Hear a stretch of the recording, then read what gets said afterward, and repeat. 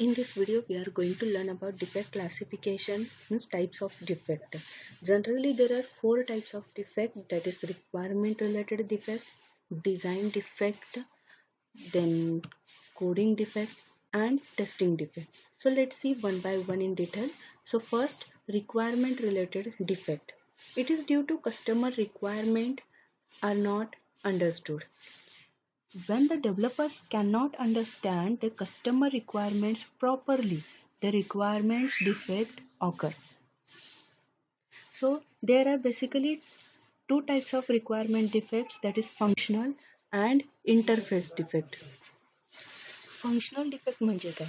If the customer expected functionality is not present in the system, then it is called a functional defect. And what is interface defect? If the defect remain the module when one module is interfaced with the other module, then it is called a interface defect. म्हणजे एका मॉड्यूलला मध्ये काहीतरी आपण working केलं, submit केला तो module, तर त्या मॉड्यूल थ्रू दुसऱ्या मॉड्यूलकडे लिंक जायला पाहिजे, म्हणजे दुसऱ्या मॉड्यूलचा पेज आपल्याला ओपन व्हायला पाहिजे, पण तसं होत नाहीये. At that time we can call it as a interface defect. Okay, किंवा युजर इंटरफेस डिफेक्ट म्हणू शकतो आपण. कनेक्टिव्हिटी, जसं डेटाबेसला एंट्री सेव्ह व्हायला पाहिजेत, बट डेटाबेसला एंट्री सेव्ह होत नाही आहे कारण डेटाबेसला कनेक्टिव्हिटीज होत नाही आहे. That is also interface between application and the database. So these are nothing but the interface defect. Next classification of defect is design defect.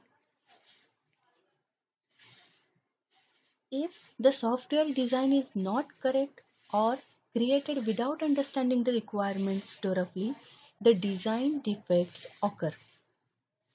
Okay, आता डिझाईन इफेक्ट जनरली का occur होतात, तर बिकॉज ऑफ अल्गोरिदम. जे अल्गोरिदमची design असते त्या डिझाईनमुळे actually design effect occur होतात. So design effect सुद्धा classify केलेले त्याचे देखील टाईप्स आहेत. दॅट इज अल्गोरिदम डिफेक्ट आहे, means incorrect implementation of the algorithm आपण म्हणू शकतो इथे. जेव्हा अल्गोरिदम जो कुठला बनवलेला आहे तो अल्गोरिदमच रॉंग आहे, त्या रॉंग अल्गोरिदम जर आपण इम्प्लिमेंट केला तर there is called as a algorithm defect. Module interface defect, जर दोन मॉड्यूलमधला इंटरफेस कनेक्ट और कम्युनिकेशन प्रॉब्लेम येत असेल किंवा एका मॉड्यूल थ्रू दुसऱ्या मॉड्यूलला काही डेटा पास होत नसेल, at that time we can call it as a module interface defect. System interface defect कधी म्हणतो, जेव्हा system input from the environment, म्हणजे सॉफ्टवेअर थ्रू और हार्डवेअर थ्रू एखादा इनपुट जर रिकग्नाइज करत नसेल, at that time we can call it as a system interface defect. Example याचं, कीबोर्ड थ्रू जर आपण की प्रेस केली पण सॉफ्टवेअर ॲप्लिकेशनमध्ये त्याचं काहीच वर्किंग होत नाही आहे, then we can call it as a system interface defect. User interface defect आहेत, नेव्हिगेशन असेल, युझॅबिलिटी डिफेक्ट असेल.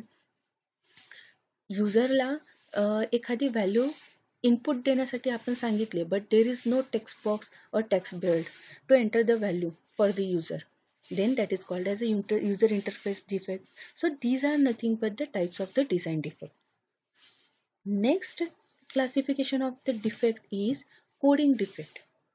At the time of implementation जे काही प्रॉब्लेम्स येत असतील, जे काही एरर येत असेल, that is nothing but the coding defect.